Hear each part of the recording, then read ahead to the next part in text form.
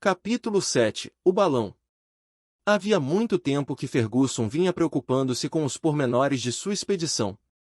Como é fácil imaginar, foi o balão, maravilhoso veículo destinado a transportá-los pelos ares, o objeto de sua constante solicitude. Logo de início, para não ter de fazer o aeróstato com grandes dimensões, resolveram enchê-lo com gás hidrogênio, que é 14 vezes e meia mais leve que o ar. Não só a produção deste gás era fácil, como era o tipo que já dera os melhores resultados nas experiências aerostáticas. O doutor, após cálculos exatos, descobriu que, para levar os objetos indispensáveis à viagem e seu aparelho, devia carregar peso de 1.814 quilos.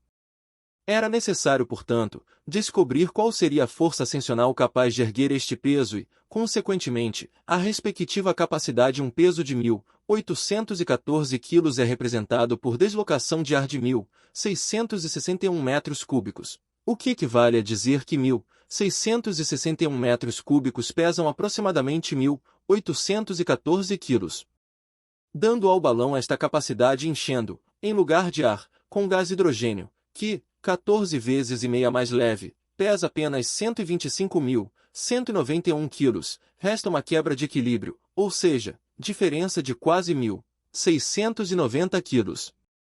É justamente esta diferença entre o peso do gás contido no balão e o peso do ar circunvizinho que constitui a força ascensional do aeróstato. Todavia, se fossem introduzidos no balão os 1.661 metros cúbicos de gás a que nos referimos, ele ficaria totalmente cheio, o que não deve acontecer, já que, à medida que o balão atinge as camadas menos densas de ar, o gás que ele contém tende a dilatar-se, não tardando assim a romper o envoltório. Por esta razão, só 2/3 dos balões são ocupados pelo gás. Mas o doutor, em virtude de certo projeto que só ele conhecia, decidiu encher o aeróstato somente pela metade, dando-lhe capacidade quase dupla, uma vez que era necessário carregar 1.614 metros cúbicos de hidrogênio. Preparou-o sob a forma alongada, que, como é sabido, é a mais conveniente. O diâmetro horizontal foi de 16,5 metros e o vertical, de 24,75 metros. Obteve, desta forma, um esferoide cuja capacidade elevava-se em cifras redondas a 3.240 metros cúbicos. Se Ferguson tivesse podido utilizar 2 balões, suas probabilidades de êxito seriam maiores. Se um se rompesse no ar, poderia, desfazendo-se do contrapeso, sustentar-se por meio do outro. Entretanto, a manobra de 2 aeróstatos torna-se imensamente difícil, por ter-se de conservá-los em idêntica força ascensional. Após longas reflexões, por disposição engenhosa, reuniu as vantagens oferecidas por 2 balões sem sofrer os inconvenientes que o fato acarretaria. Construiu 2 de dimensões diferentes, colocando um no interior do outro. O balão exterior, com as dimensões atrás citadas, continha outro menor, da mesma forma, que não media mais que 15 metros de diâmetro horizontal e 22 de diâmetro vertical. A capacidade do balão interno era, pois, de 2.412 metros cúbicos. Devia flutuar no gás que o cercava. Uma válvula aberta permitia que os 2 balões se comunicassem entre si. Esta disposição apresentava a vantagem de, caso falhasse a saída do gás quando quisesse descer, imediatamente deixar escapar o do balão maior. Mesmo que se esvaziasse por completo, o menor ficaria intacto.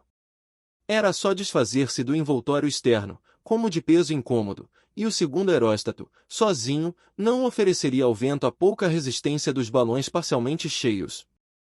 Além disto, em caso de acidente, de um furo no balão externo, o outro estaria capacitado a substituí-lo. Os 2 aeróstatos foram construídos com tafetá trançado de leão, revestido de gutapercha.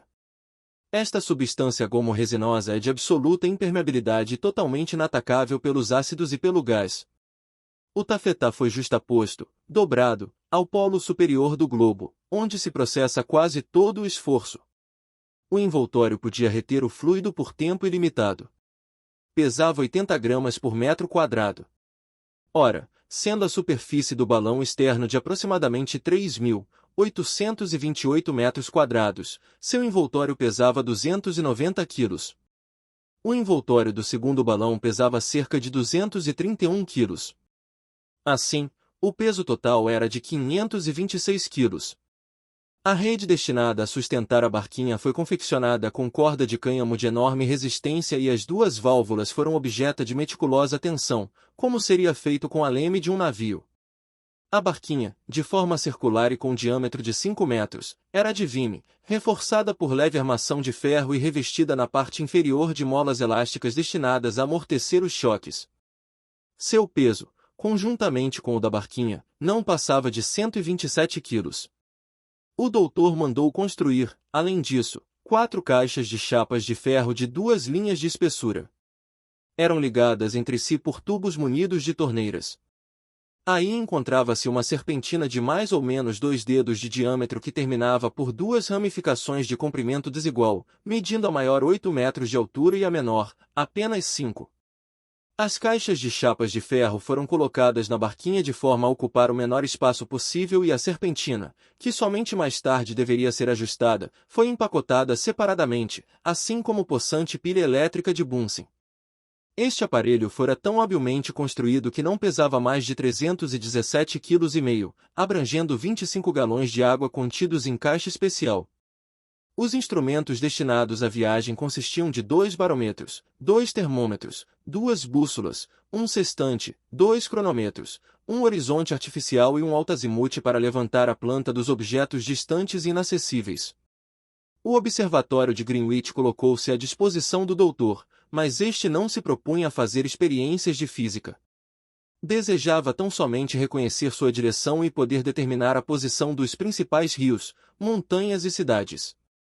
Muniu-se de 3 âncoras de ferro, submetidas a sérias experiências, bem como de escada de seda leve e resistente, de 16 metros de extensão. Calculou igualmente o peso exato dos víveres. Consistiam de café, chá, biscoito e carne seca. Além de suficiente reserva de aguardente, colocou 2 caixas d'água, contendo cada uma quase 100 litros. O consumo destes alimentos deveria pouco a pouco ir diminuindo o peso levantado pelo aeróstato. O equilíbrio de um balão na atmosfera é de extrema sensibilidade. A perda de peso quase insignificante pode ocasionar deslocação bastante apreciável. O doutor não se esqueceu nem do toldo que devia recobrir parte da barquinha, nem as cobertas que compunham toda a roupa de cama da viagem, nem as espingardas do caçador e nem as provisões de pólvora e balas.